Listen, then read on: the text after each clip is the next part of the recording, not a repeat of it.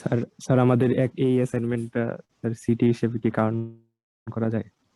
এই অ্যাসাইনমেন্টটা আমি একটা ছোট সিটি হিসেবে, সিটিতে দুইটা সিটি নেওয়া লাগবে, একটা সিটি হিসেবে তোমাদের এই অ্যাসাইনমেন্টটা কাউন্ট করবো, আরেকটা সিটি আমার নেওয়া লাগবে। আমি ডিপার্টমেন্টে কথা বলছি যে আমরা একটা সিটি দিয়ে তোমাদের ফুল কভার করতে পারবো কিনা, তো ডিপার্টমেন্ট থেকে না করছে আর কি।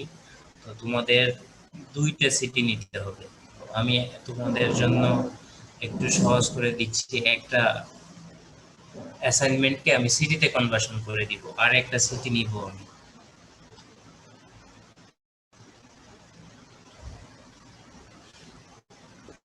স্যার আরেকটা সিটি স্যার কবের দিকে হবে স্যার? আরেকটা সিটি তোমরা বলো তোমরা কবে দিতে পারবা, একটু দ্রুত দিয়ে দেওয়াই ভালো। হ্যাঁ, স্যার আমাদের এই এই সপ্তাহে স্যার দুইটা সিটি আছে, মানে 4 তারিখে একটা, আরেকটা স্যার এর পরে পরেই।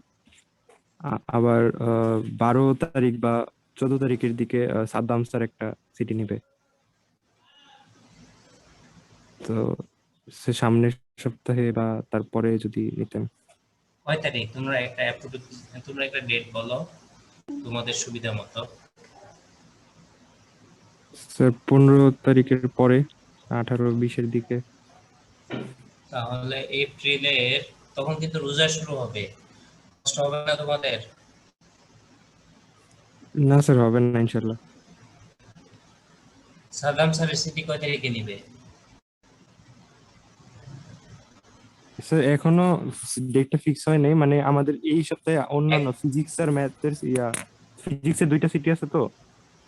আর আচ্ছা, এই জন্য স্যার ওই সাদ্দাম স্যারেরটা এটার পরে আর কি, মানে 12 তোমাদের তারিখের পরে। তোমাদের মোট কোর্স কয়টা? স্যার কোর্স তো 5টা, দুইজন স্যারের মোট 10টা আর কি। তার মানে 10টা সিটি দিতে হবে। এখন রিয়েলিটি যেটা, যে তোমরা যদি ওই 27 তারিখের মধ্যে শেষ করে স্যাররা, এক সপ্তাহে দুইটা সিটি পড়বেই আর কি। মানে স্বাভাবিক যে কথাবার্তা, এক সপ্তাহে দুইটা সিটি পড়বেই। আমরাও ওই রকম দিয়ে এসছি, এক সপ্তাহে দেখা গেল যে কোনো সপ্তাহে স্যার দিব না বলতে বলতে এক সপ্তাহে আমাদের 3টে 4টা ওই সিটি দেওয়া লাগছে। আমাদের ওইখানে ইনকোর্স বলতো, তোমরা যেটাকে ক্লাস টেস্ট বা সিটি বলো। তো তোমরা ওই সাদ্দাম স্যারের আওয়ারটা একই সপ্তাহে দিতে পারো, তাইলে তোমাদের জন্য ভালো হবে। আরো যে অন্যান্য স্যাররা নিবে সেটা দিতে পারো, বা তোমরা আমারটা ইবারে দিতে পারো, বৃহস্পতিবার দিতে পারো। সাদ্দাম স্যারেরটা যদি কয় তারিখ বললা, 11 তারিখ, তাই তো? সাদ্দাম স্যারেরটা খুব সম্ভবত 12 বা 14, দুইটার একটা, এই ডেটে। বারো স্যার বা 12 তারিখ 14? 14 তারিখ স্যার ছুটি আছে স্যার, 12 তারিখে ছুটি, 14 তারিখে ছুটি। 14 তারিখ তো ছুটি দেখা যাচ্ছে, 14 তারিখ তো পয়লা বৈশাখ। তো তোমরা আমারটা 15 তারিখ দিয়ে দাও, সাদ্দাম স্যারেরটা স্যারকে বললে 11 তারিখ দিয়ে দাও, একদিন করলেই হবে। খুব বেশি তোমাদের প্রেশার দিব না, তো একটা চ্যাপ্টারই দিব। আমি চাইছিলাম 2 চ্যাপ্টার দিতে, কিন্তু তোমাদের যেহেতু কষ্ট হয়ে যাচ্ছে এই জন্য এক চ্যাপ্টারই দিব। তোমরা 15 তারিখ দিয়ে দাও, পয়লা বৈশাখ সারাদিন পড়াশোনা করে পরদিন দিয়ে দিতে পারবো, কি বলো? বা তোমরা চাইলে আমি এই তারিখেও নিতে পারি, শেষের দিকে নিতে পারি, 2 চ্যাপ্টার সহ, 2 চ্যাপ্টারের উপর।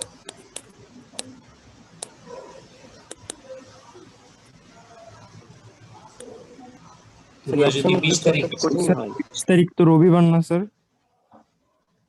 এপ্রিলের 20 তারিখ রবিবার না বাবা, এপ্রিলের 18 তারিখ রবিবার। স্যার 18 তারিখ দিই স্যার, মানে সাদ্দাম স্যারের এর পরে সময়টা স্যার আপনার জন্য পরে, এরপর স্যার রবিবারে সিটি দেই। রবিবারে দিব, আচ্ছা তাহলে রবিবারে দাও। তাহলে আমারটা কবে দিচ্ছ তোমরা? 18 তারিখ না? আমি জি লিখে স্যার, 18। রাখতেছি।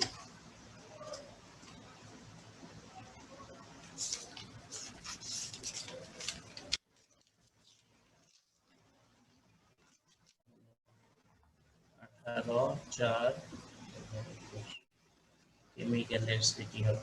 তাহলে সিটির জন্য তোমাদের এমন ভাবে প্রশ্ন করা হবে যাতে লিখতে তোমার 1 ঘন্টা লাগে, আমি 1 ঘন্টা 15 মিনিট টাইম দিব। এর মধ্যে তোমরা লিখে টিখে ছবি তুলে পিডিএফ করে জমা দিবা। স্যার 1 এখন, ঘন্টার সিটি? হ্যাঁ 1 ঘন্টা। কেন আরো বেশি দিতে চাও? স্যার 1 ঘন্টা বেশি হয়ে যায় না আরেকটু স্যার? কম সময়ের সিটি দিবা? স্যার আধা ঘন্টা 40 মিনিটে যাই। না, আধা ঘন্টার সিটি দেওয়া যায় না। স্যার এক আমাদের ঘন্টার কয় সিটি। মার্কের সিটি হবে স্যার?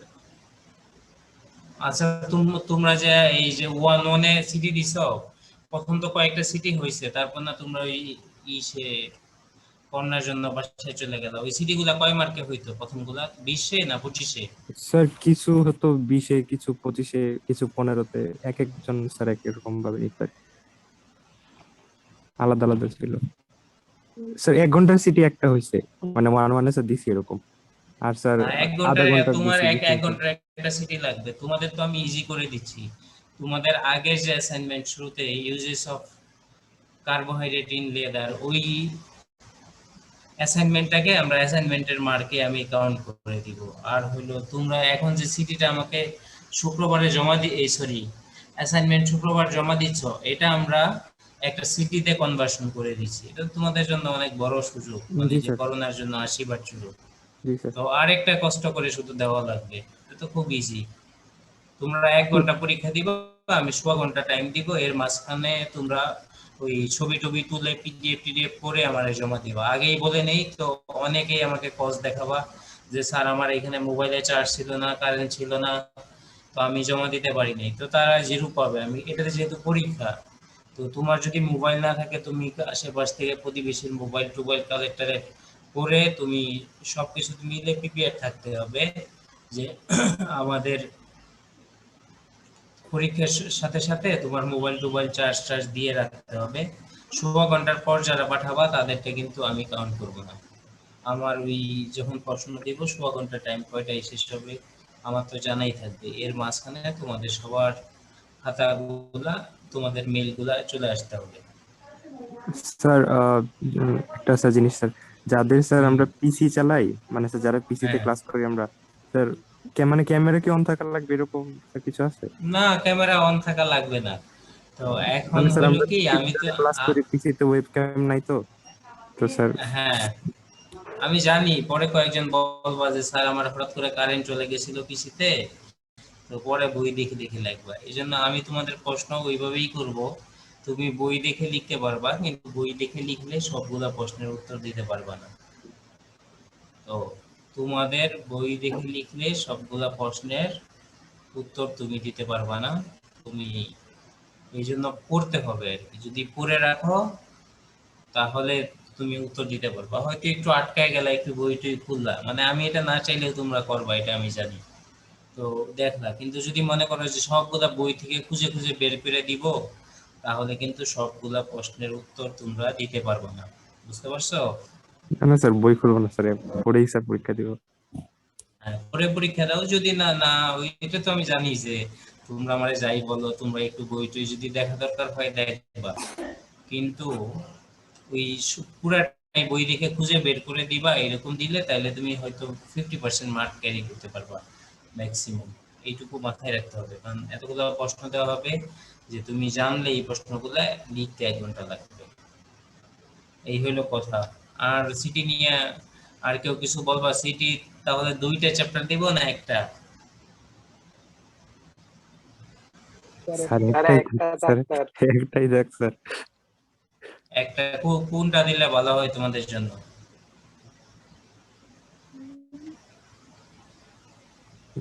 স্যার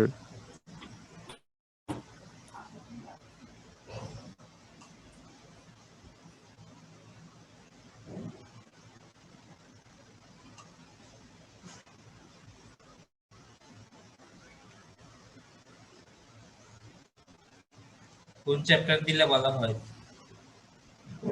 স্যার চ্যাপ্টারটা স্যার পরে স্যার জানাই সবাই, স্যার একটু কথা বলে মানে স্যার কি না না না, মানে পরে কেন, এখনই জানাও। চ্যাপ্টার তো এগুলো তোমাদের সারা স্বাধীনতা দেয় নাকি তোমাদের চুজ করার? আমি তো তোমার ইনস্ট্যান্ট একটু স্বাধীনতা দিলাম, এটা অ্যাবিউজ কেন করবা? সাথে সাথে বলো। এই আশরাফুল, বলো কোনটা দিবা, কোন চ্যাপ্টার? স্যার হ্যাঁ, কার্বোহাইড্রেট কার্বোহাইড্রেট দিছে। প্রথমে যেই প্রকারভেদ গুলো আছে। Hydrate sir. কার্বোহাইড্রেট দিবা? দেই স্যার। তোমাদের সিলেবাসে কি আছে? কার্বোহাইড্রেট আছে, আর কি আছে? স্যার যে ডায়াজোনিয়াম সল্ট আছে। Relative eminent diazo compound. Diazonium salt আছে না? আরেকটা শেষের চ্যাপ্টার পড়াইতেছি, এটা তো ছোট চ্যাপ্টার। ওই স্যার যে ফেনল টেনল ফেনল আছে না, অ্যারাইল। ফেনল, তারপর অ্যান্থাসল, তারপর এই চ্যাপ্টারই দাও, এই ছোট চ্যাপ্টারই দাও।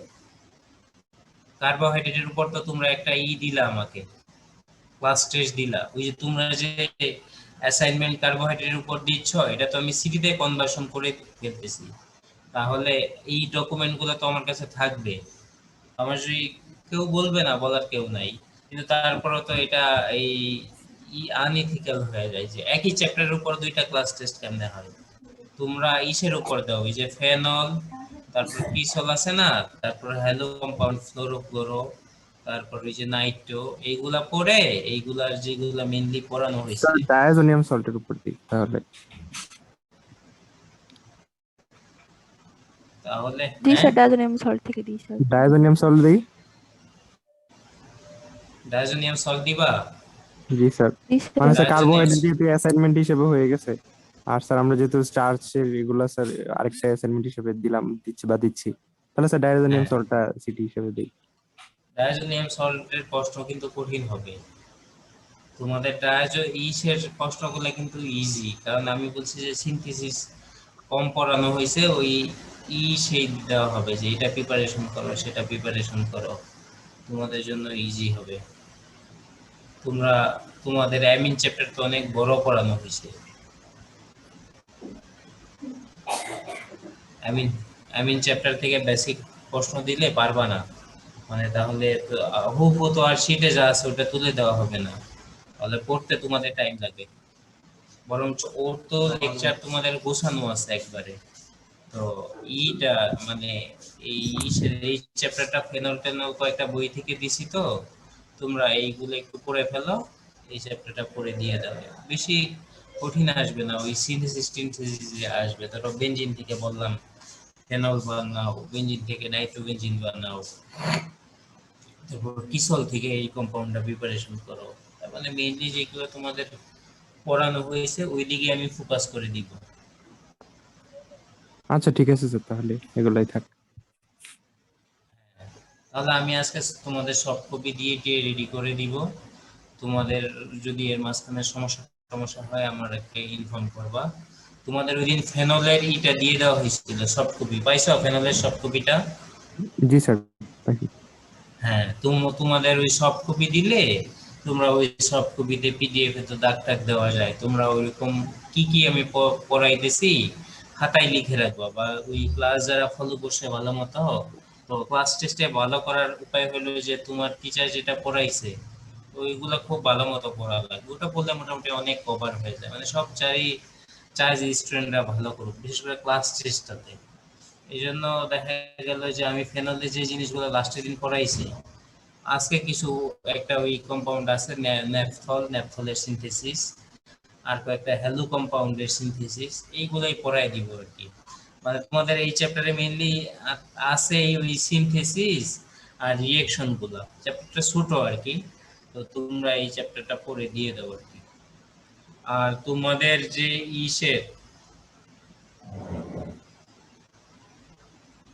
কার্বোহাইড্রেটের অ্যাসাইনমেন্ট যারা আমাকে দিচ্ছ, এই যে স্ট্রাকচার গুলা, অনেকেই কোনো ডিপার্টমেন্ট নাই, তারপর হলো ইনফরমেশন নাই, তোমার নাম কি, তো এটা তো একটা ক্লাস টেস্ট, এখানে তোমার মার্কিং আছে না, তোমার যদি নাম টাম না থাকে, তোমার ডিপার্টমেন্ট আমি না জানি, আমি সেই তোমার রোল দিয়ে কি খুঁজে খুঁজে বের করব?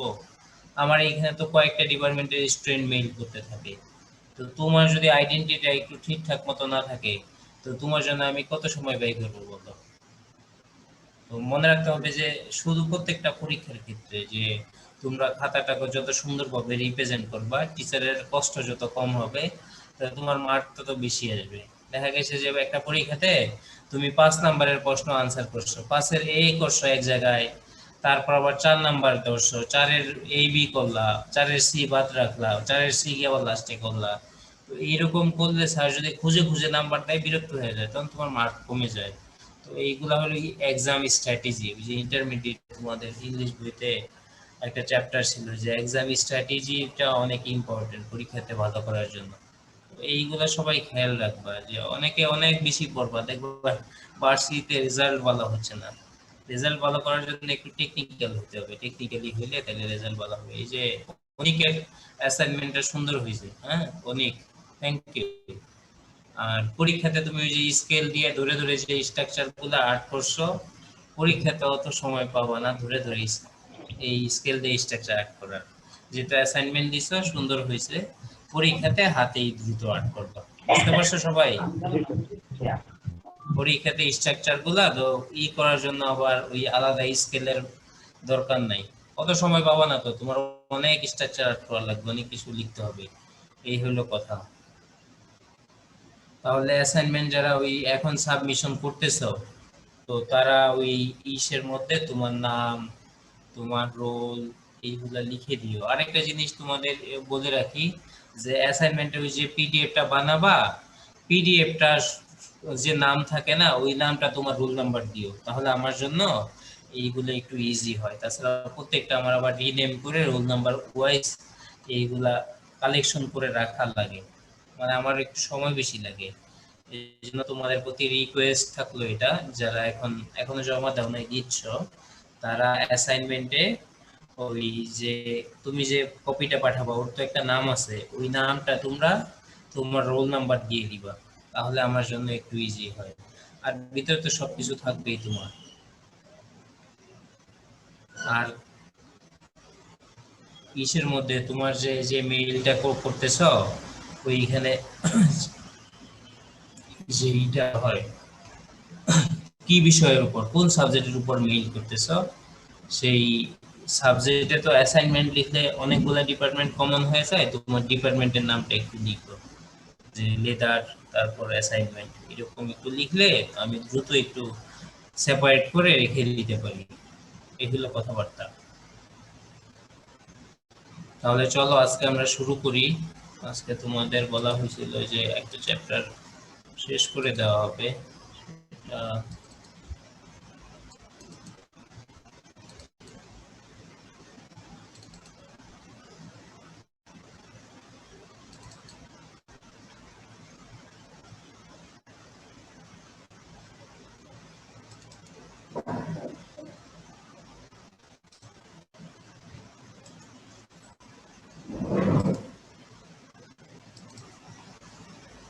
এখানে ওইরকম ইজি জিনিস আসবে যে টু ন্যাপথলটা প্রিপারেশন করো। তাহলে এটা কি থেকে প্রিপারেশন করা হয়েছে টু ন্যাপথলটা? আগে টু ন্যাপথলের একটু পরিচয় করে নাও। টু ন্যাপথল আর বিটা ন্যাপথল। আমি টু ন্যাপথলে এখানে দিলাম, পরীক্ষাতে বললাম যে বিটা ন্যাপথলটা সিনথেসিস করো। দুইটা কিন্তু একই জিনিস। Is a fluorescent colourless or occasionally yellow crystalline solid with the chemical formula, এটা is an isomer of one naphthol. one এই যেটা হলো বিটা ন্যাপথল বা টু ন্যাপথল। এখন আমি এই হাইড্রোক্সিল গ্রুপটা যদি এখানে বসায় দেই, তাহলে ওটা আমরা কি বলবো?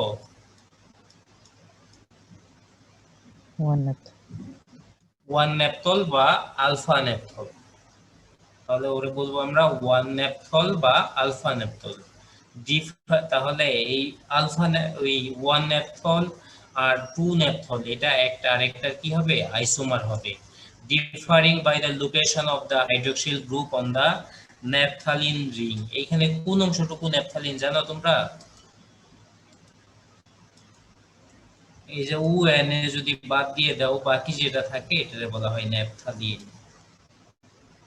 যদি উ এন এ এই অংশ যদি বাদ দিয়ে দাও, বাকি যেটা থাকে এটা হলো ন্যাপথালিন। তাহলে ন্যাপথালিনের ওয়ান বা টু পজিশনে যদি আমার কি থাকে? হাইড্রোক্সিল গ্রুপ থাকে, তাহলে ওয়ান পজিশনে থাকলে আলফা বা ওয়ান ন্যাপথল, টু পজিশনে থাকলে বিটা বা two naphthol. Both isomers are soluble in simple alcohols, ether, chloroform. 2-naphthol is a widely used intermediate for the production of dyes and other compounds. তাহলে দেখো, sulphonic acid salt, sodium salt of naphthalene sulphonic acid, sodium salt of naphthalene sulphuric acid. পরে আমরা কি করব? Sodium hydroxide দিয়ে যদি treat করি তাহলে ONA প্রডিউস হবে, এবং ONA কে আমরা কি করব? হাইড্রোক্লোরিক অ্যাসিড দিয়ে রিফ্লাক্স যদি করি তাহলে ন্যাপথালিন পাবো। বুঝতে পারছো? তাহলে আমাদের sodium salt of naphthalene sulphonic অ্যাসিডকে আমরা যদি সোডিয়াম হাইড্রোক্সাইড দিয়ে ট্রিট করি তাহলে পাবো ন্যাপথালিনের সোডিয়াম সল্ট, এবং সেইখানে যদি আমরা হাইড্রোক্লোরিক অ্যাসিড দিয়ে রিফ্লাক্স করি তাহলে আমরা ন্যাপথল পাবো। তাহলে তোমাদের একটা প্রিপারেশন এখানে লিখে দেওয়া হয়েছে, তোমরা আরেকটা প্রিপারেশন চাইলেও করতে পারো, একটা করলেও হবে, সমস্যা নেই। তোমাদের ওই দিন ফেনল পড়ানো হয়েছিল, ফেনল, কিসল, আজকে ন্যাপথল পড়ানো হয়েছে। তো তোমাদের সিলেবাসে ইউজেস গুলো আছে একটু, একটা ইউজেস পরীক্ষাতে আসতে পারে। তো এই পরীক্ষাতে হয়তো দিব না আমি, পরশুদিন ওই মানে ক্লাস টেস্টে দিব না, ওইখানে সিনথেসিস বা রিঅ্যাকশন গুলো মেইনলি দিব। ফাইনাল পরীক্ষাতে ধরো একটা ফেনলের অথবা কিসলের অথবা ন্যাপথলের যে কোনো একটা ইউজেস আসবে, যে তোমরা যে এই যে কম্পাউন্ড গুলো পড়তেছো আসলে ওর ইউজ কি, শুধু শুধু কেন করতেছি, এটা কোন কাজে ইউজ করা হয়। তাহলে দেখো, uses of phenol, approximately 2/3 of the total phenol produced worldwide is used to prepare reagent used in plastic manufacturing industries. পৃথিবীতে যে পরিমাণ ফেনল তৈরি হয় তার 2/3 কি করা হয়, প্লাস্টিক ইন্ডাস্ট্রিতে ইউজ করা হয়। The polymerization reaction of phenol with formaldehyde is used to commercially prepare phenolic resin. ফেনলের সাথে ফর্মালডিহাইড, ফর্মালডিহাইডের স্ট্রাকচার তোমরা জানো, এইচ এর সাথে কি থাকবে, সি ডাবল বন্ড ও এখানে একটা এইচ, ফর্মালডিহাইড। ওই যে ফরমালিন জানো তোমরা, এই ফর্মালডিহাইডের মধ্যে পানি দিলে ফরমালিন তৈরি হয়। তাহলে এই ফেনলের সাথে ফর্মালডিহাইডের কি করে, এক ধরনের পলিমার তৈরি করে, যেটা ফেনোলিক রেজিন তৈরিতে ব্যবহার করা হয়। Phenol is also used in the study and extraction of biomolecules. Molecular biology finds application of phenol extraction of nucleic acid from tissue samples for further investigations. তাহলে ফেনলটা এক্সট্রাকশন করতে use করা হয়, biomolecule গুলা extraction করতে use করা হয়। Extraction তো বুঝো, এক্সট্রাকশন মানে হলো নির্যাস বের করা, এক্সট্রাকশন হলো নির্যাস বের করা। ধরো তুমি ওই যে সরিষার গুঁড়া যদি নিয়ে যাও, তাহলে ওই মিলে নিয়ে গেলে প্রেস করে চাপ দিয়ে তেলটা বের করে না, এটারেও বলা হয় এক্সট্রাকশন, মানে ওই এটা আমি নির্যাসটা বের করে নিলাম, এটা মেকানিক্যাল এক্সট্রাকশন। আমার এক্সট্রাকশনটা কেমিক্যালি হইতে পারে। ধরো আমি একটা কোনো ওই সরিষার গুঁড়াটারে পাউডার বানায়া আমি অ্যানহেক্সিন দিয়ে ভিজিয়ে রাখলাম, অ্যানহেক্সিন একটা নন পোলার কম্পাউন্ড, আমার তেলগুলা কি করলো, অ্যানহেক্সিনের মধ্যে চলে আসলো, এটারে বলা হয় এক্সট্রাকশন। তো তাহলে তোমরা জানো, এই যে আমাদের ল্যাবরেটরিতে অনেক সময় ডিএনএ টেস্ট করা হয়, তো কোন একটা থেকে ধরো মাসেল থেকে ডিএনএ টেস্ট করা, মাসেলের মধ্যে প্রোটিন বা অন্যান্য আরো অনেক কিছু আছে, তো ওইখান থেকে ডিএনএ টুকু আমি আলাদা করে নিব, নিউক্লিক অ্যাসিড, তো তাকে ফেনল দিয়ে কি করা হয়, এক্সট্রাকশন করা হয়। Phenol is also used in cosmetic industry in the manufacturing of sunscreen, skin lightening creams and hair coloring solution. Phenol is a versatile precursor to a large collection of drugs, most notably aspirin, but also many herbicides and pharmaceutical drugs. Aspirin এর preparation তোমাদের পড়ানো হয়েছে last ক্লাসে, আমি পরীক্ষাতে দিব, তো একটা প্রশ্ন ফাঁস করে দিলাম। তোমাদের ওইখানে ছিল যে ফেনল থেকে আমরা কি করছি, অ্যাসপিরিন কোপ রিঅ্যাকশনের মাধ্যমে সিলিসাইল অ্যালডিহাইড বানাইছি, এবং সিলিসাইল অ্যালডিহাইডকে আমরা অ্যাসিটাইলেশন করে অ্যাসপিরিন তৈরি করছি। কিন্তু হুবহু পরীক্ষা সিটের মতো দেব না, আমি পরীক্ষাতে প্রশ্ন দিব যে বেনজিন থেকে কিভাবে অ্যাসপিরিন প্রিপারেশন করবে। তো প্রশ্নটা লিখে রাখতে পারো সবাই, এটা ওই ক্লাস শেষে দিব, বেনজিন থেকে কিভাবে আমরা অ্যাসপিরিন প্রিপারেশন করতে পারি।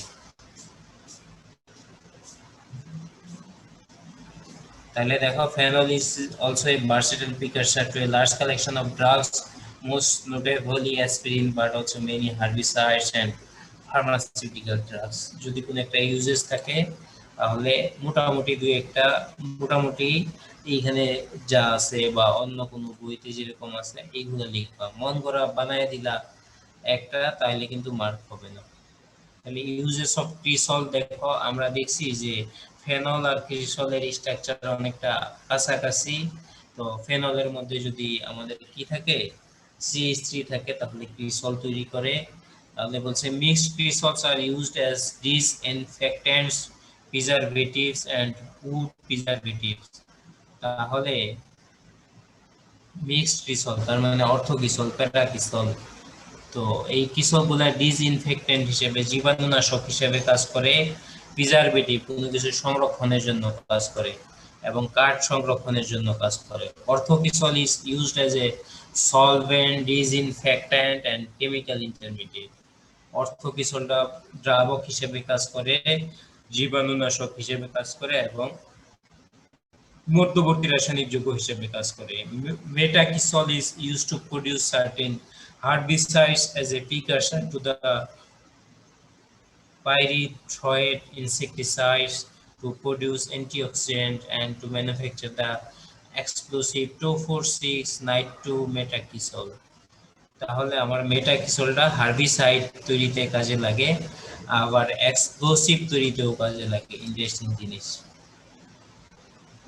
আরেকটা জিনিস যে তোমরা মনে রাখবা যে এই এক্সপ্লোসিভ গুলা কিভাবে তৈরি করা যায়, এইগুলা তোমরা কখনো কিন্তু নেটে সার্চ দিবা না। এক্সপ্লোসিভ গুলা কখনো যদি আমাদের কোনো একটা কিছুতে লাগে, তো যতটুকু শীটে লেখা আছে, বইতে লেখা আছে, ওইটুকুই পড়লে হবে, এর বেশি জানা যাবে না। এর বেশি জানার জন্য নেটে সার্চ দেওয়া যাবে না, তাহলে গোয়েন্দারা এটা নজরদারিতে রাখবে, তোমার ধরে নিয়ে যেতে পারে।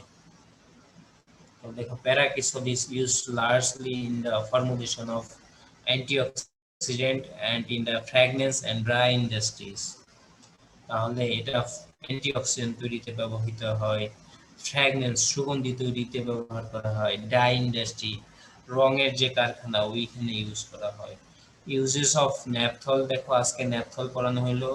ন্যাপথলস বোথ 1 and 2 আইসোমার, তার মানে 1 ন্যাপথল 2 ন্যাপথল দুইটাই আর used as biomarkers for livestock and human expose to polycyclic aromatic hydrocarbons.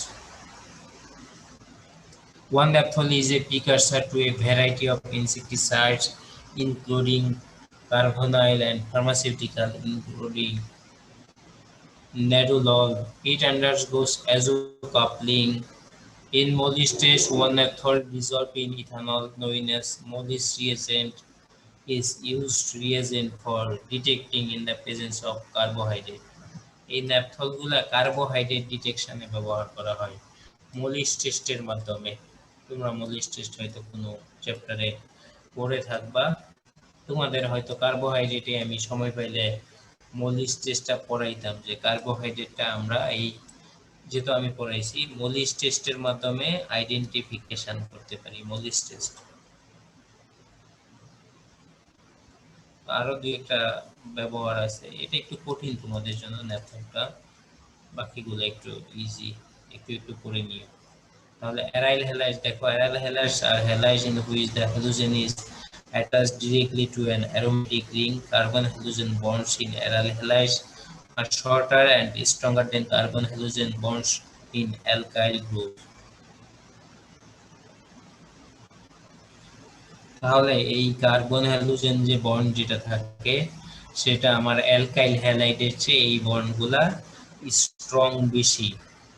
তাহলে দেখো বন্ড এনার্জি দেখো, আমার যদি হ্যালোজেন ইসের সাথে থাকে, নরমালি অ্যালকাইল হ্যালাইডের সাথে থাকে, তাহলে হবে 410 কিলোজুল পার মোল।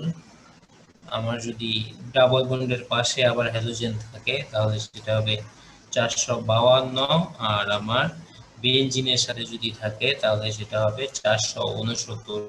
তার মানে এই বন্ড যদি আমরা ভাঙতে চাই তাহলে আমাদের কি করা লাগে, বেশি পরিমাণ এনার্জি দিতে হয়।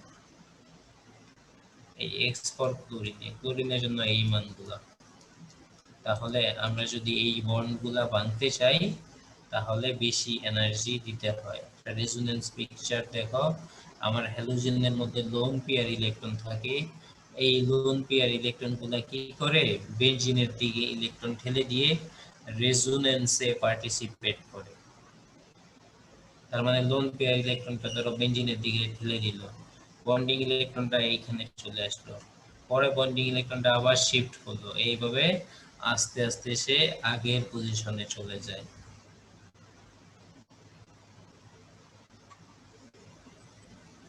তাহলে carbon halogen bonds in aryl halides have more double bond character than CX bonds in alkyl halides.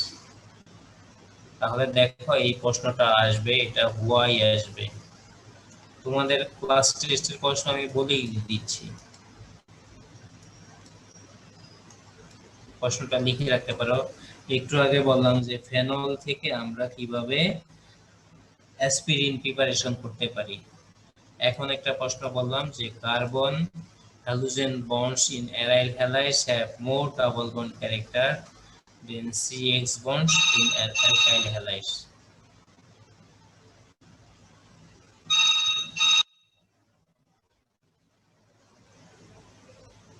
কেউ উত্তর দিতে পারবা প্রশ্নটার?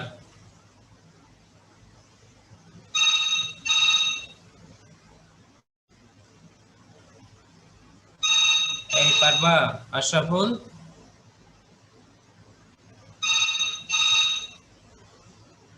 আশরাফুল কোথায়? আশরাফুল আছো? জি স্যার, জি স্যার। জানো এটা কেন?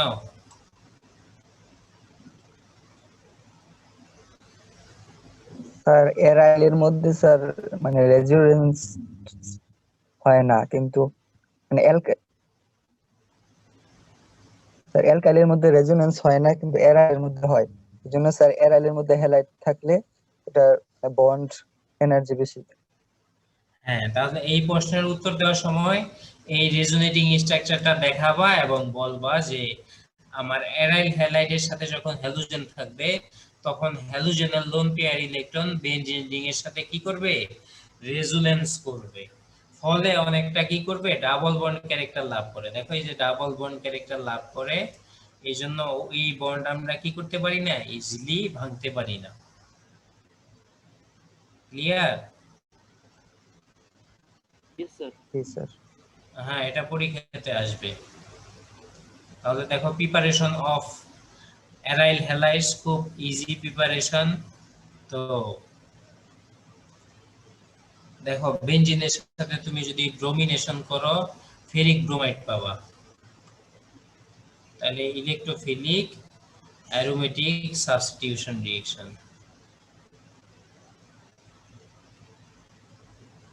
পরে আবার দেখো এই যে NH2 যদি থাকে, সোডিয়াম নাইট্রাস আর HCl দাও তোমরা, এটা এই যে ইসে পড়ে আসছো, অ্যামিনে পড়ে আসছো, বেনজিন ডায়াজোনিয়াম সল্ট প্রডিউস হবে। বেনজিন ধরো নিচের নাইট্রো গ্রুপটা আনরিঅ্যাক্টেন্ট থাকলো, তাহলে বেনজিন ডায়াজোনিয়াম সল্ট প্রডিউস হবে। ওইখানে যদি কিউ প্লাস ক্লোরাইড দাও তাহলে ক্লোরিন হবে, কিউ প্লাস ব্রোমাইড দাও তাহলে ব্রোমিন হবে। আমি যদি পটাশিয়াম আয়োডাইড দেই তাহলে কি হবে, এইখানে আয়োডাইড হবে। তাহলে এই স্যান্ড মেয়ার রিঅ্যাকশনটা এটা তোমরা ওই থেকে পড়ে নিবা, ওই ইসের শীট, মানে আমার শীটটাই ওই তোমাদের যে অ্যামিনো শীটটা আছে, ওই অ্যামিনো শীটে ইলাবোরেশন করে লেখা আছে, ওইখানে পড়ে নিবা স্যান্ড মেয়ার রিঅ্যাকশন। তাহলে এই পরীক্ষাতে কিন্তু এটাও দিব আমি, স্যান্ড মেয়ার রিঅ্যাকশনটা।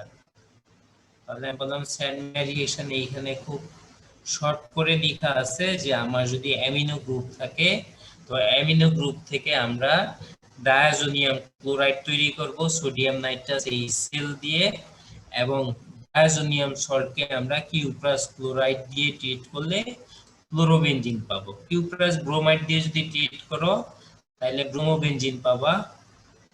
বুঝতে পারছো? তাহলে এটা আরেকটু ইলাবোরেশন করে লেখা আছে অ্যামিন চ্যাপ্টারে, তোমরা অ্যামিনের শীটটা দেওয়া আছে ওইখান থেকে এই বিক্রিয়াগুলো আর একটু করে নিবা, পরীক্ষাতে এই বিক্রিয়াটা আসতে পারে। ক্লিয়ার? Yes, sir. স্যার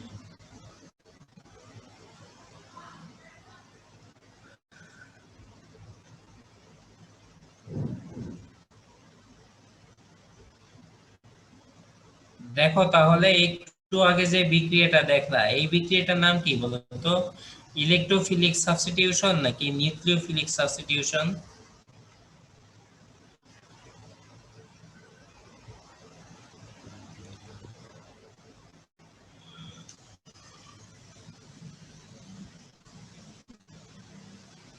এই রিঅ্যাকশনটা ইলেকট্রোফিলিক সাবস্টিটিউশন নাকি নিউক্লিওফিলিক সাবস্টিটিউশন? Sir electrophilic. হ্যাঁ, এটা হলো ইলেকট্রোফিলিক সাবস্টিটিউশন রিঅ্যাকশন। দেখো তাহলে এটা কি বলতো? এই যে ডায়াজোনিয়াম সল্ট থেকে ক্লোরিন তৈরি হলো, এটা স্যার তাহলে এটা কি রিঅ্যাকশন? নিউক্লিওফিলিক। নিউক্লিওফিলিক। নিউক্লিওফিলিক। তাহলে আমি পরীক্ষাতে তোমাদের প্রশ্নটা ওই যে বললাম যে হুবহু শীট খুঁজলে পাবা না, তো প্রশ্নটা স্যার কিভাবে করব তোমাদের একটু ক্লু দেই। তাহলে আমি বলবো যে ইলেকট্রোফিলিক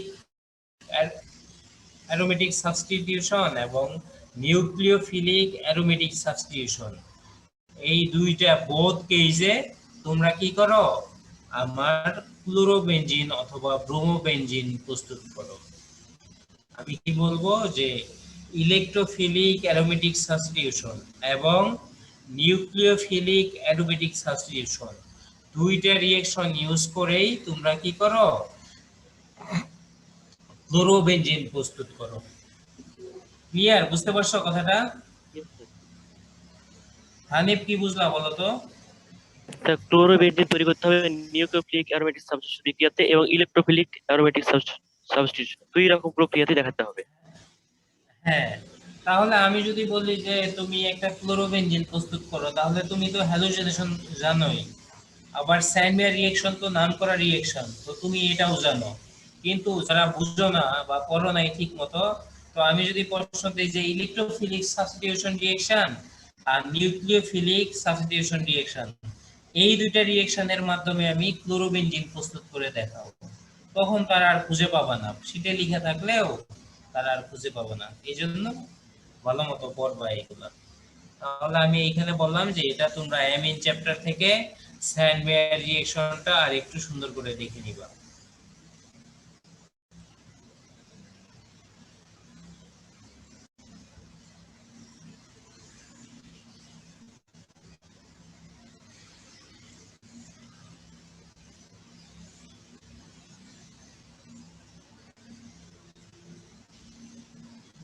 তাহলে দেখো এই স্যান্ডওয়্যার রিঅ্যাকশনে কিন্তু তোমরা ওই ফ্লোরোবেনজিনটা দেখো নাই। ফ্লোরোবেনজিন দেখছো? ফ্লোরোবেনজিনটা দেখো নাই। তাহলে দেখো এই ফ্লোরোবেনজিন তোমাদের সিলেবাসে আছে ফ্লোরো এন্ড ফ্লোরোবেনজিন। তাহলে ফ্লোরোবেনজিন প্রস্তুত করার তোমরা এই যে এখানে যে গ্রুপটা আছে, এই গ্রুপটা চুপচাপ বসে আছে, এই গ্রুপটা তোমরা কেটেও দিতে পারো, কোনো সমস্যা নাই।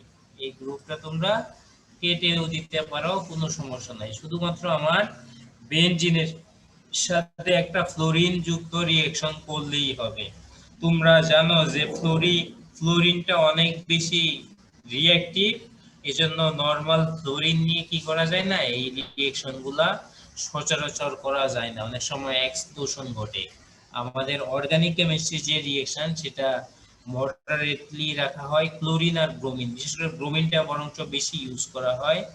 তাহলে যেহেতু আমরা মলিকুলার ব্রোমিনটা ইউজ, ওই ফ্লোরিনটা ইউজ করতে পারি না এইসব রিঅ্যাকশনের ক্ষেত্রে, দেখো BF3টা এখানে ইউজ করছে। BF3 এর সাথে একটা ফ্লোরিন BF4 মাইনাস, তার মানে HBF4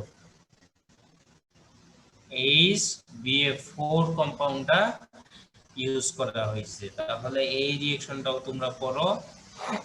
তাহলে আমি যদি তোমাদের ফ্লোরো বেনজিন প্রিপারেশন করতে বলি, তাহলে এই রিঅ্যাকশনটা দিলে হবে? এই রিঅ্যাকশন ব্রোমিনের জায়গায় ফ্লোরিন দিলে হবে? না স্যার।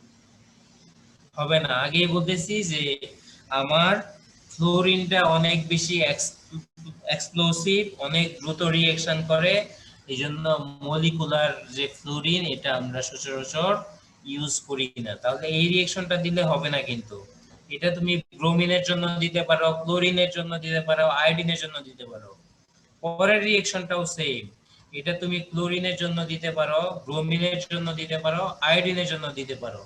কিন্তু ফ্লোরিনের জন্য যদি বলি তাহলে এই স্পেসিফিক রিঅ্যাকশনটা লিখতে হবে। তাহলে দেখো এই রিঅ্যাকশনটা ওই তোমরা এই গ্রুপটা বাদও দিয়ে দিতে পারো, এই গ্রুপটুকু বাদও দিয়ে দিতে পারো, এটুকু বাদ দিলেও সমস্যা নাই, এইটুকু বাদ দিলেও সমস্যা নাই, বাদ দিলেও সমস্যা নাই। মেইন যে অংশ আমার ডায়াজোটাইজেশন করতে হবে এবং সাথে HbA4 দিয়ে ট্রিট করতে হবে। HbA4 দিয়ে যদি ট্রিট করি তাহলে আমি ফ্লোরোবেনজিন প্রস্তুত করতে পারবো, এবং এটাও একটা নিউক্লিওফিলিক অ্যারোমেটিক সাবস্টিটিউশন, অথবা আমি বলতে পারি নিউক্লিওফিলিক অ্যারোমেটিক সাবস্টিটিউশন রিঅ্যাকশনের মাধ্যমে ফ্লোরোবেনজিন প্রস্তুত করে দেখাও। ক্লিয়ার? ইয়েস স্যার, একটা কোশ্চেন ছিল।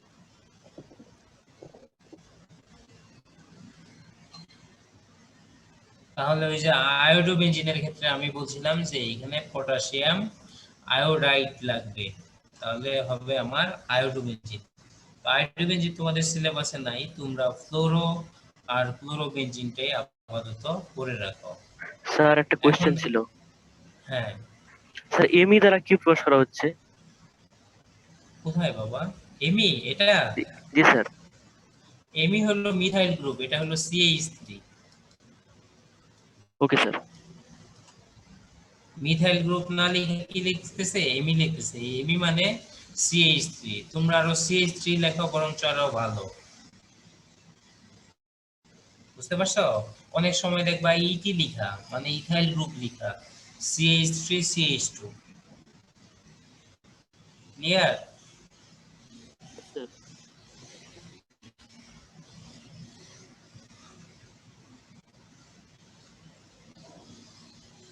তাহলে দেখো একটা ব্রোমোবেনজিনের তো হাইপ্রোব্রোমাস অ্যাসিড দিয়ে যদি ট্রিট করা হয়,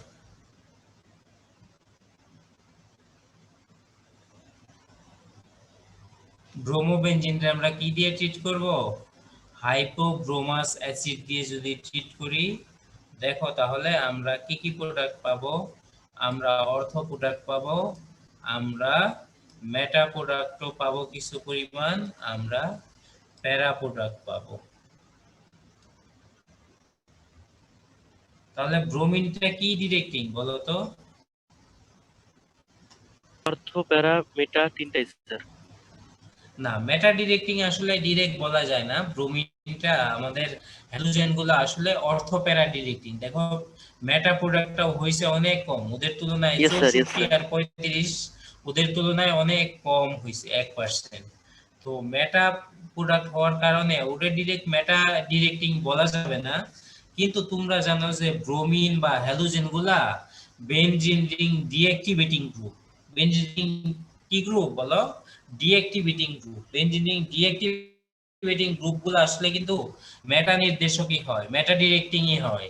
যদিও হ্যালোজেন গুলা অর্থোপ্যারা ডিরেক্টিং, কিন্তু বেনজিন রিং সে অ্যাক্টিভেট করে না, বরঞ্চ ডিঅ্যাক্টিভেট করে।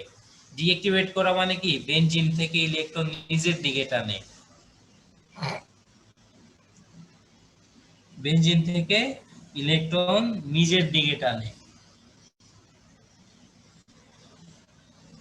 এখন তোমরা কেউ কি বলতে পারবা, যারা অর্গানিক কেমিস্ট্রি ভালো জানো সে বলতে পারবা যে এই যে আমার হ্যালোজেন গুলো যে ডিঅ্যাক্টিভেটিং গ্রুপ হিসেবে কাজ করে, এটা কি ইন্ডাকটিভ ইফেক্টের মাধ্যমে ডিঅ্যাক্টিভেটিং গ্রুপ হিসেবে কাজ করে, নাকি মেসোমারিক ইফেক্টের মাধ্যমে ডিঅ্যাক্টিভেটিং গ্রুপ হিসেবে কাজ করে?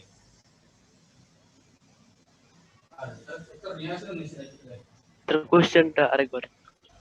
আমি বললাম যে এই আমার হ্যালোজেন গুলা বেনজিন রিং ডিঅ্যাক্টিভেটিং গ্রুপ হিসেবে কাজ করে।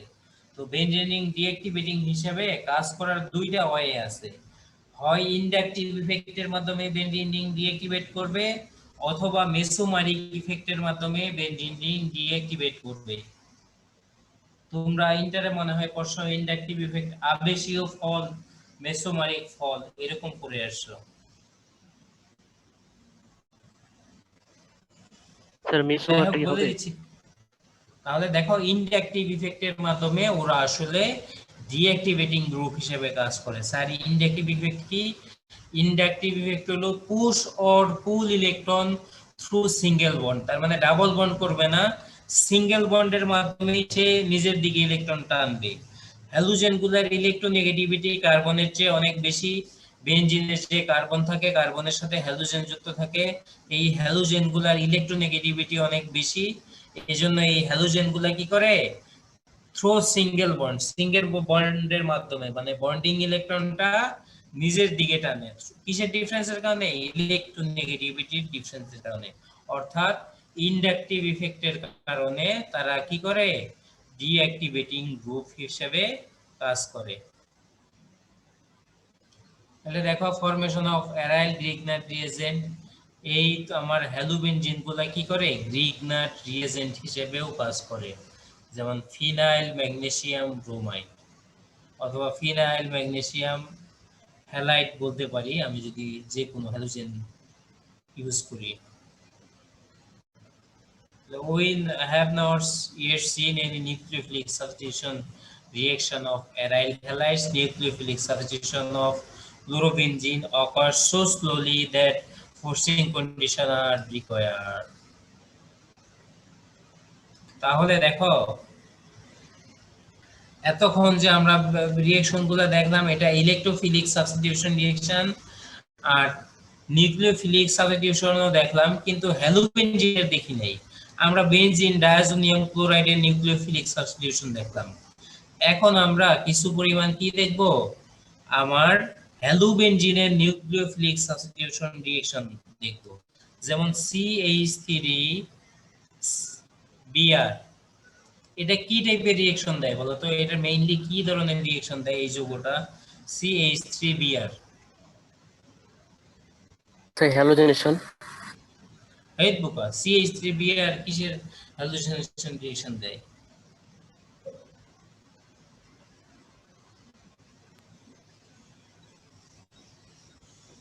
নিউক্লিওফিলিক সাবস্টিটিউশন রিঅ্যাকশন দেয় না? তোমরা SN রিঅ্যাকশন পড়ে আসছো না? জি স্যার। তোমরা SN1 SN2 পড়ে আসছো না? Yes sir. হ্যাঁ, তাহলে নিউক্লিওফিলিক সাবস্টিটিউশন রিঅ্যাকশন দেয়। কিন্তু আমার এই ক্লোরোবেনজিন এই যৌগটা, এইখানেও ক্লোরিন আছে, সে কি করে না? নিউক্লিওফিলিক সাবস্টিটিউশন রিঅ্যাকশন দেয় না। সেই শুরুর দিকের কথা আজকে। এই যে ক্লোরিনের লোন পেয়ার ইলেকট্রন আছে, তারা বেনজিনের সাথে রেজোনেন্স করে, তারা নিউক্লিওফিলিক সাবস্টিটিউশন রিঅ্যাকশন কোনোভাবেই কি করতে চায় না? দিতে চায় না নরমাল কন্ডিশনে। যদি দেয় তাহলে তাদেরকে কি করা লাগে? ফোর্সিং কন্ডিশন আনা লাগে, জোর করে নিউক্লিওফিলিক সাবস্টিটিউশন রিঅ্যাকশন করা লাগে। এই যে রিঅ্যাকশন দেখতেছো, এটা কি রিঅ্যাকশন বলো তো? Sir nucleophilic substitution reaction. হ্যাঁ, এটা একটা নিউক্লিওফিলিক সাবস্টিটিউশন রিঅ্যাকশন। তাহলে this reaction does not proceed through SN2। SN2 এর মতো অত সহজে এটা কি করবে না? এটা আসলে SN2 রিঅ্যাকশন না। এইখানে নিউক্লিওফিলিক সাবস্টিটিউশন রিঅ্যাকশন দেয়, আমাদের কি করা লাগে? এইখানে আমাদের ফোর্সিং কন্ডিশন অ্যাপ্লাই করা লাগে। ফোর্সিং কন্ডিশন ছাড়া এরা কি করে না? নিউক্লিওফিলিক সাবস্টিটিউশন দেয় না। তোমাদের এখানে লেখা আছে why chlorobenzene is unreactive, the SN2 is not reasonable because the aromatic ring blocks backside approach of the nucleophile. Inversion is not possible. SN1 also unlikely. Aryl cations are highly unstable. তাহলে SN2 reaction দেয় না।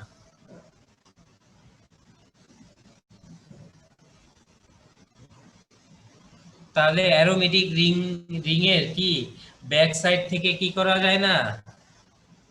অ্যাটাকও possible না, সে SN2 রিঅ্যাকশনও দেয় না। তাহলে sir SN1 দেয় নাকি? যদি SN1 দেয় তাহলে কি করা লাগবে? আমার কার্বোক্যাটায়ন প্রোডিউস হওয়া লাগবে। বেনজিন যদি কার্বোক্যাটায়ন করে অ্যারাইল কার্বোক্যাটায়ন, এটা খুবই আনস্টেবল এবং এই রিঅ্যাকশনটাও দেয় না। তাহলে SN1 not responsible because carbon chlorine bond is strong, therefore ionization to a carbocation is a high energy process. Aryl cations are highly unstable. তাহলে দেখো আমরা ক্লোরোবেনজিনের দুইটা রিজনই দেখতেছি, কিন্তু যে সে SN1 কেন দেয় না, SN2 কেন দেয় না, এখন SN1 দেখতেছি। তাহলে SN1 reaction is possible with very powerful leaving group such as dinitrogen. একটু আগে যে নিউক্লিওফিলিক সাবস্টিটিউশন রিঅ্যাকশন দেখে আসো, খুব পাওয়ারফুল যদি লিভিং গ্রুপ হয় সেই ক্ষেত্রে আমার কি করতে পারে, নিউক্লিওফিলিক সাবস্টিটিউশন রিঅ্যাকশন দিতে পারে। This is a unique case. Halides are not good enough living groups for this process to occur. তাহলে আমার হ্যালোজেন গুলা তারা কি করবে না, গুড লিভিং গ্রুপ হিসেবেও কাজ করবে না এবং এই রিঅ্যাকশন গুলা কি করবে না, ইজিলি দিবে না। তাহলে এই রিঅ্যাকশনটা যে হবে, এই যে সোডিয়াম হাইড্রোক্সাইড ওয়াটার, এই যে একটা ফেনল তৈরি হলো, তাহলে এটা কিন্তু আমার এসএন রিঅ্যাকশন না, অর্থাৎ নিউক্লিওফিলিক সাবস্টিটিউশন রিঅ্যাকশন না, এটা আমার নিউক্লিওফিলিক সাবস্টিটিউশন রিঅ্যাকশন না।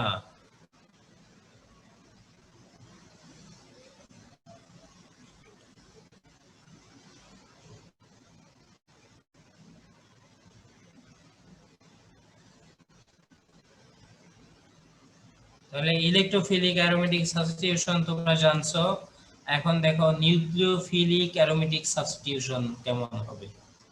তো একটা নিউক্লিওফাইল এসে এইখানে অ্যাটাক করবে, বেনজিনের ডাবল বন্ডটা কি করবে, আরেক পাশে চলে যাবে, এইখানে মাইনাস, তখন হাইড্রোজেনটা চলে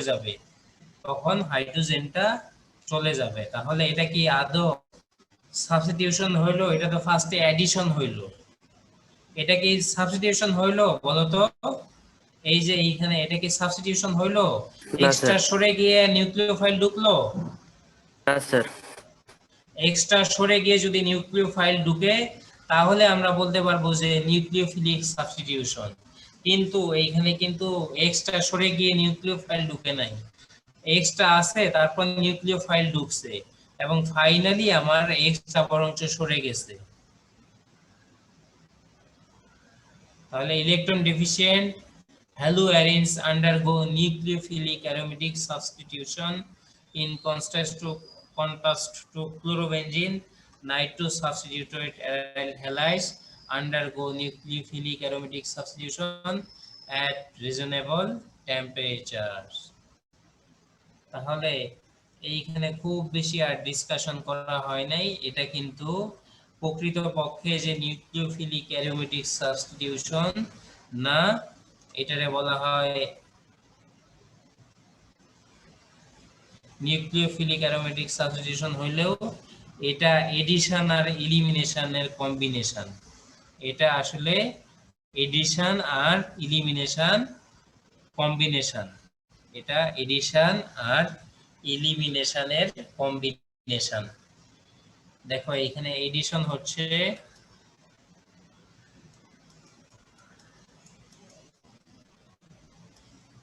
এইখানে কি হচ্ছে, এলিমিনেশন হচ্ছে।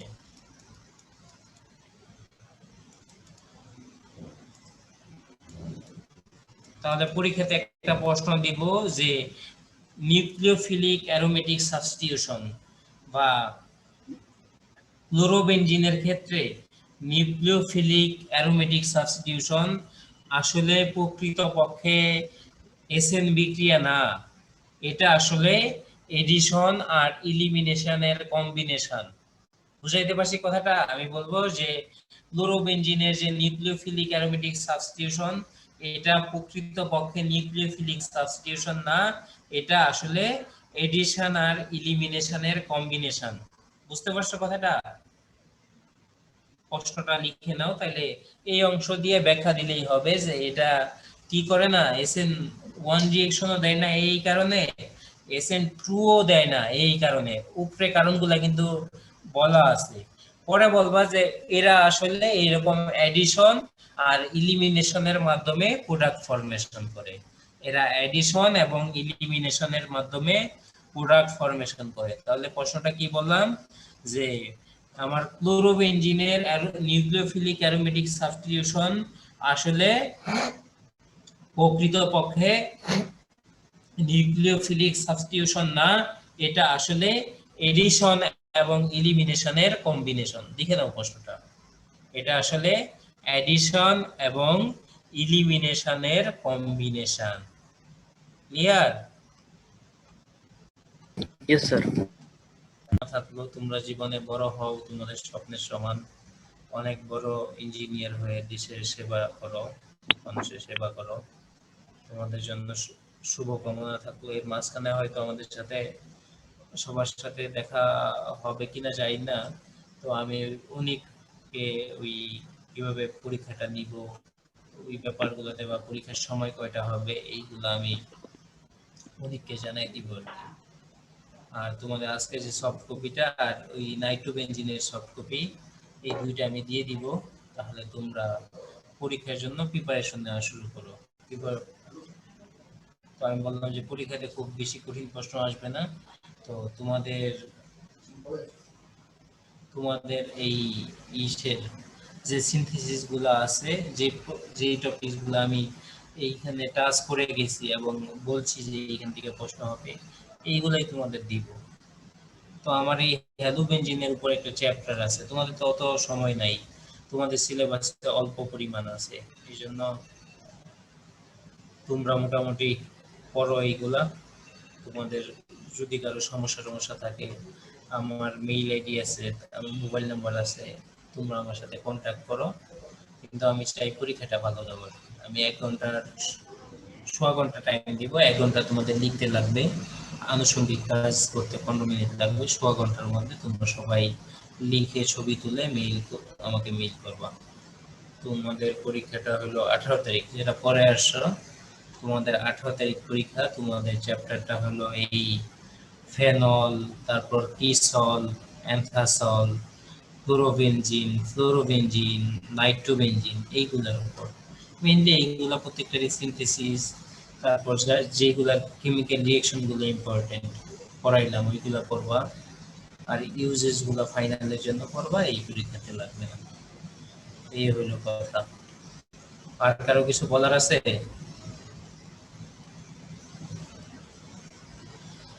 না স্যার। কেউ কিছু বলবা? না স্যার। না স্যার। তোমাদের অ্যাটেন্ডেন্সটা দিয়ে দাও।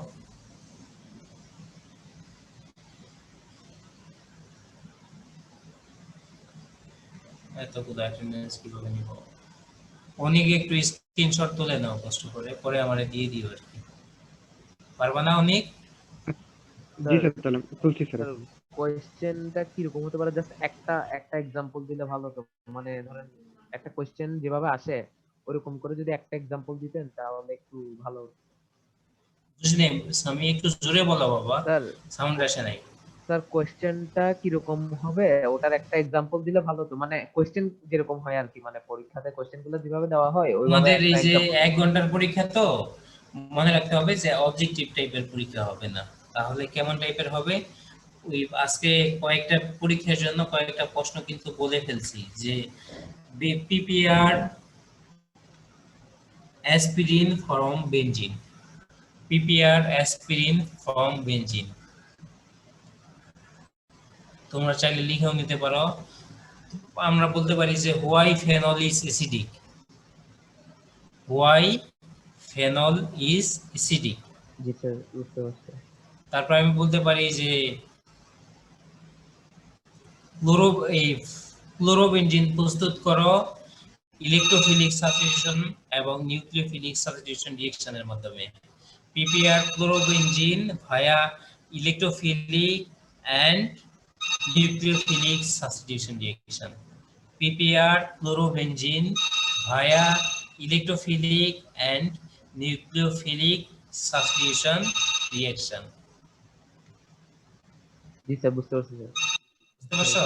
জি স্যার। তারপর আমি বলতে পারি যে নাইট্রোবেনজিন যেহেতু আছে, তো প্রিপারেশন অফ নাইট্রোবেনজিন, ফেনলের তোমার আছে, ইন্ডাস্ট্রিয়ালি সিনথেসিস আছে, আবার ল্যাবরেটরি।